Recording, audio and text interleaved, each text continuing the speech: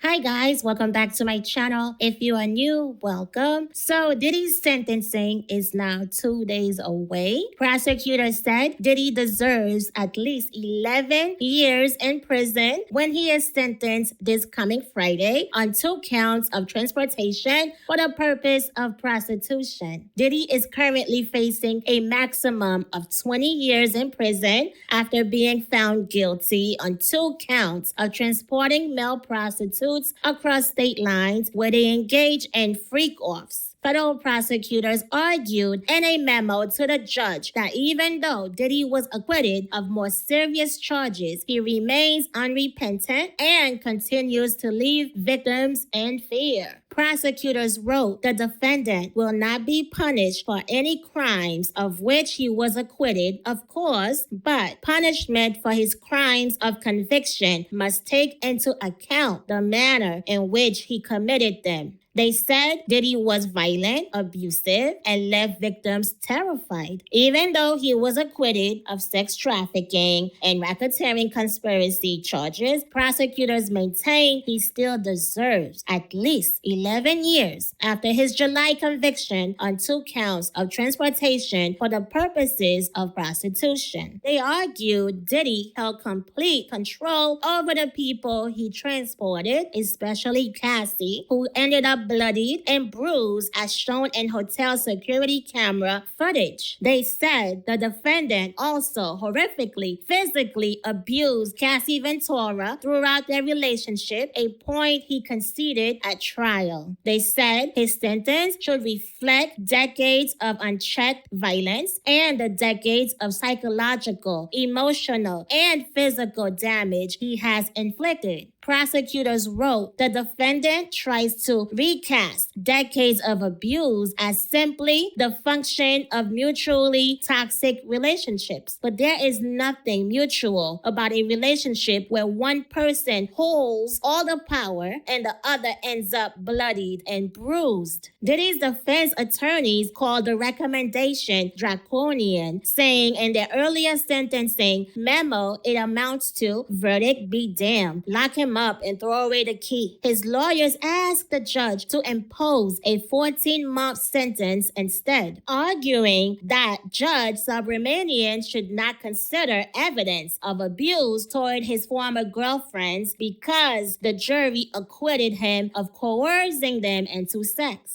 So, under such a sentence, Diddy would be released by the end of the year since he would receive credit for the time he has already spent in jail at the Brooklyn's detention center following his September 16, 2024 arrest. So the prosecution's filing also included letters from people who were close to Diddy, such as Cassie Ventura, Mia, a former employee who testified in court.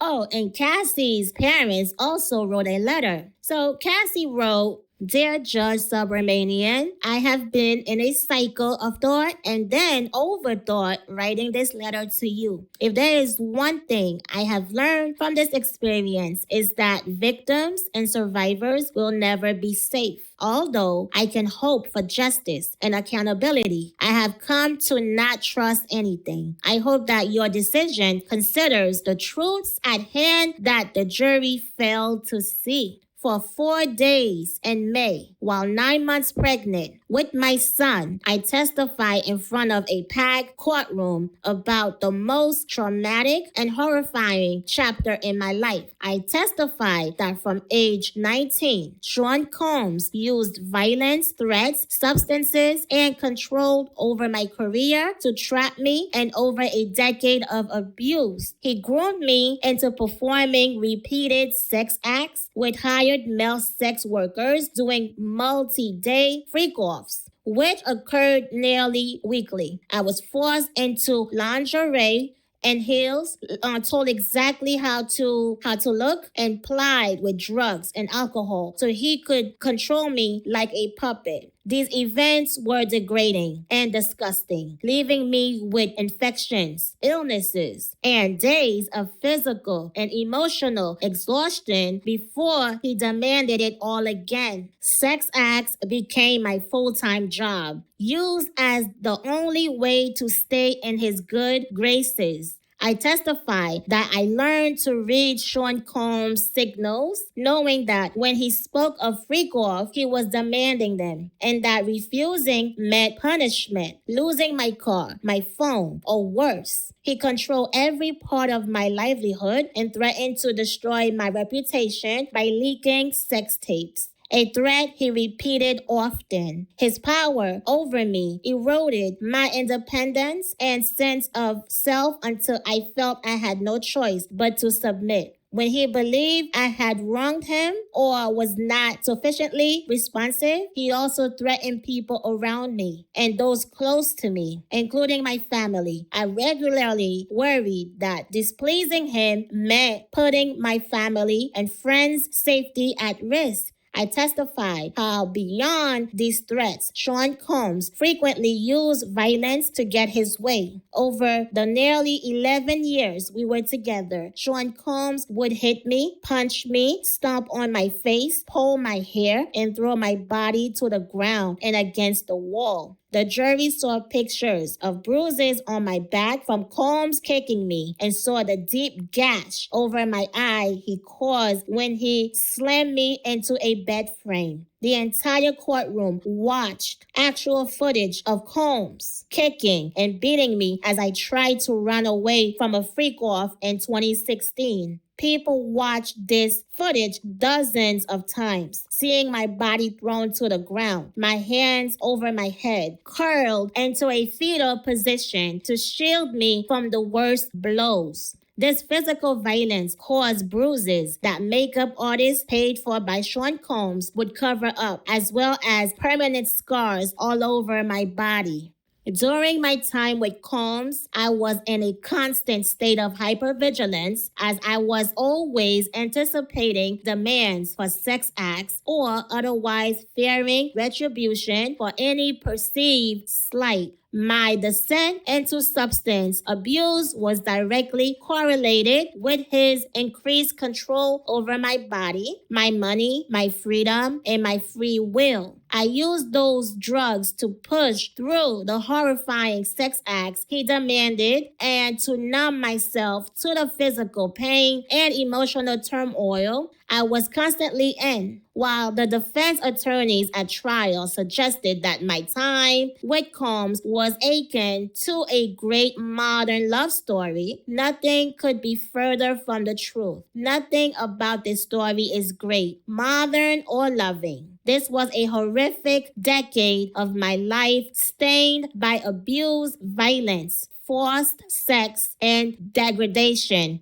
I spent the last 7 years of my life slowly rebuilding myself physically, getting clean from the drug abuse Sean Combs forced and encouraged, and mentally understanding how to live with a seemingly insurmountable level of trauma. The horrors I endured drove me to have thoughts of suicide once I almost followed through on, if not for my family's intervention and urging that I seek professional care. I have been to rehab and have taken part in dozens of types of therapy modalities to confront, compartmentalize, and cope with horrific memories of sexual and emotional abuse I endured for nearly 10 years. While what he did to me is always present, I am slowly learning how to live my life free of the fear and horrors I endured. And in doing so, I'm fully devoted to my husband and my children. I still have nightmares and flashbacks on a regular, everyday basis and continue to require psychological care to cope with my past. My worries that Sean Combs or his associates will come after me and my family is my reality. I have in fact moved my family out of the New York area and I'm keeping as private and quiet as I possibly can because I am so scared that if he walks free, his first actions will be swift retribution towards me and others who spoke up about his abuse at trial. As much progress as I have made in recovering from his abuse, I remain very much afraid of what he is capable of and the malice he undoubtedly harbors towards me for having the bravery to tell the truth.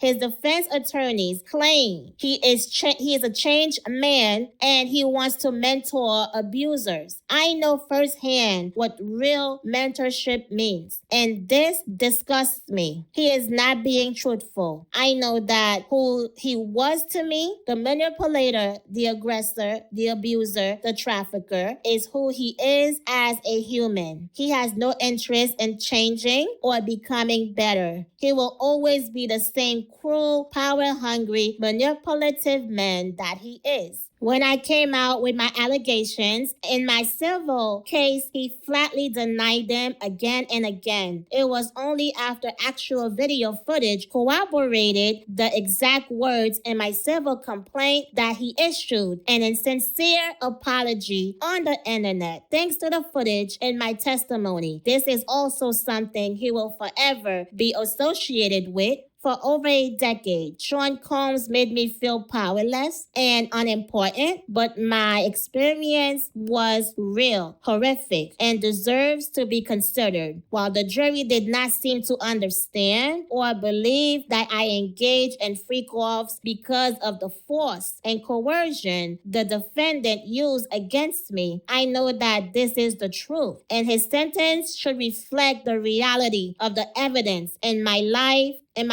experience in my live experience as a victim, reliving in detail the events and truths described throughout the trial, and this letter causes me tremendous emotional pain. I am trying with all that I am to move on. I hope that your sentencing decision reflects the strength it took for victims of Sean Combs to come forward. I hope that your decision considers the many lives that Sean Combs has upended with his abuse and control. I thank you for your time and attention. Cassandra Ventura Fine. Okay, so that was Cassie's letter. Now, Mia wrote in her letter that she hoped the court would hand down a sentence that reflects the full measure of harm that he has caused. She added, a sentence that honors the truth, the pain, and the lives that have been destroyed. A sentence that gives us hope, protection, and justice. Please, Your Honor, you have the power to show us, the world and the future, that our lives, our voices, our truth, and our humanity matter. Please help us.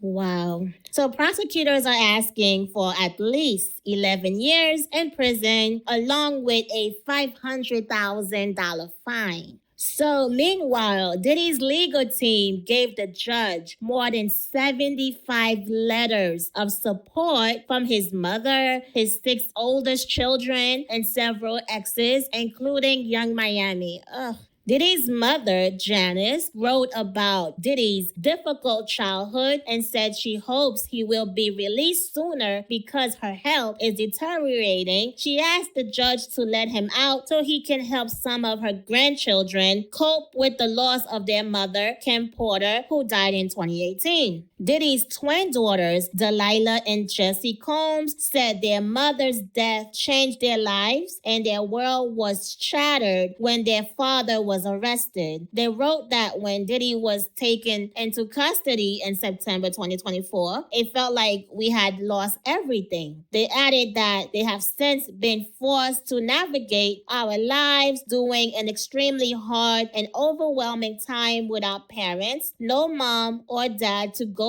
to when we are sad, happy, excited, nervous, stressed, lonely, anxious, overwhelmed, or depressed. Diddy's son, Christian Combs, wrote, no disrespect to you if you have kids, but I know my father is the best. I have seen my dad help thousands of people, give back millions of dollars, and show love to everyone and never treat anyone foul. You hear this? Please let my dad out of jail. What a freaking clown. Justin Combs said, life has felt incomplete without Diddy, describing him as a loving, present father who has made mistakes.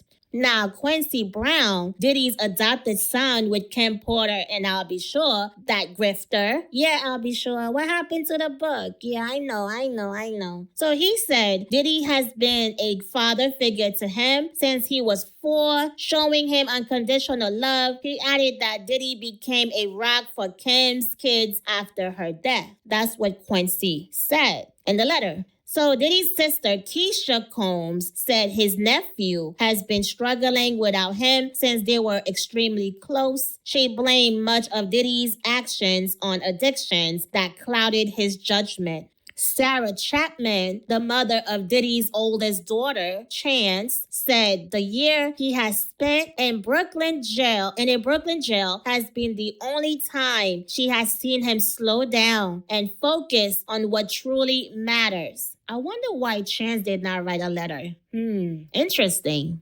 Dana Tran, the mother of Diddy's youngest child, said she doesn't excuse his past mistakes, but believes allowing him to be present for their daughter will inspire him to make positive changes in the future. And then Stevie J said Diddy played a huge role in his success and described him as a dedicated son and father. He recalled how Diddy covered nearly all of his father's funeral expenses after he passed away. Now, here's what Young Miami wrote to the judge. Oh my gosh. Dear Your Honor, my name is Corisha Brown Lee. I'm a mother, daughter, sister, and a hip hop artist who has spent many years in the public eye. I want to be clear that I cannot speak on or defend anything that may have happened before I met Sean Holmes. I do not condone any wrongdoing. Oh my gosh. I can only speak from my personal experience and the men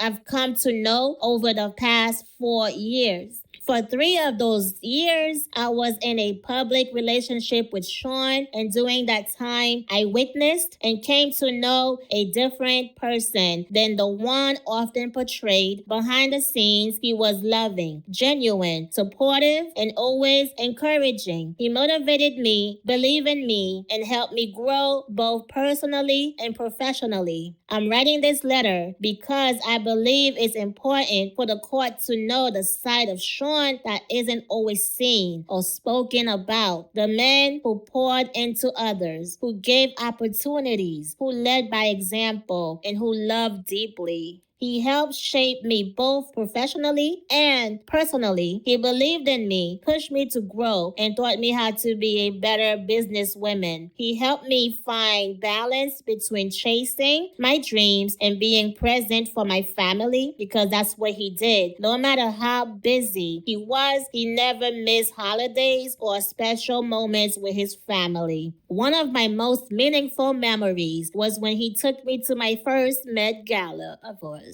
It wasn't just about the event, it was about what it represented. Sean has always made it a priority to to open doors for Black people, to make sure we are seen, heard, and valued in spaces where we have historically been excluded. That night reminded me that we belong in every room, at every table, in every conversation. He constantly encouraged me and so many others to dream bigger, walk in confidence, and never shrink till we are to make others comfortable. Oh my gosh. He also gave me a voice by providing me a platform on his network to speak for the culture and connect with people in a way that was real and authentic. That opportunity changed the direction of my career and showed me the impact one person can have when they choose to uplift others. Beyond all of that, I've seen him give back to his community over and over again. In 2022, we fed the homeless together on Thanksgiving, but that was just one example. There were so many moments where he gave quietly, privately, without cameras, because his heart genuinely wanted to help.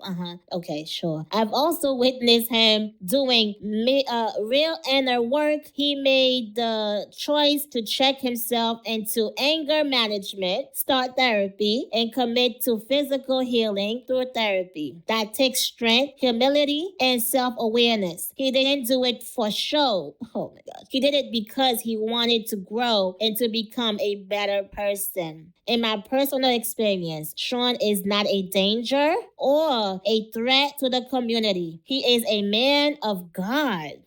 Someone who uplifts, supports, and inspires those around him to be better mentally, physically, and spiritually. But more than anything, he's a father, and his kids are the ones who look up to him the most. They need him. His presence, love, and guidance matter deeply in their lives. I truly believe that he belongs at home with his family, the people who mean the most to him and who continue to be his greatest source of purpose and strength. Judge, that's a good man. Thank you. Carisha Brownlee. That's freaking, oh my gosh. I need to calm down. This low life. This gutter snipe. First of all, she didn't write this letter, okay? This low life, this uneducated hood rat. Oh my gosh, she's so trash. She is trash. Did she tell the judge that Diddy, she loved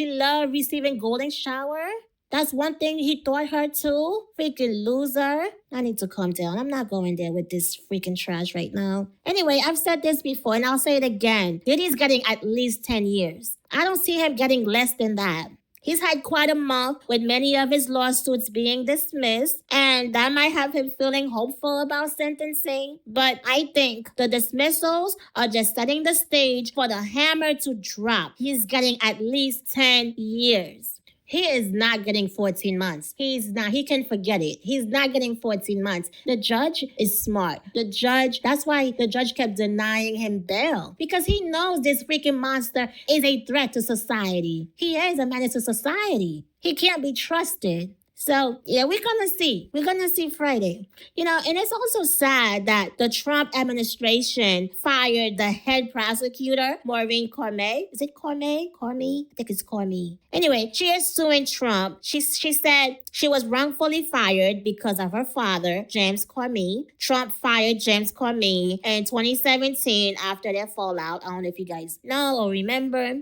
So I hope Maureen gets her job back because the firing was wrong. Like, why are you firing her because of her father? Because you fell out with her father. What does that have to do with her? As long as she's not committing any crimes, as long as she's doing everything correctly, then she should not have been fired. So we're going to see what's going to happen because this is just too much. So, yeah, 2 more days. 2 more days until Diddy's sentencing. Oh, my goodness. So prosecutor says they want at least 11 years. He deserves at least 11 years. Diddy's team wants 14 months with time already served, meaning this guy could come out this year because he's been in there a year already.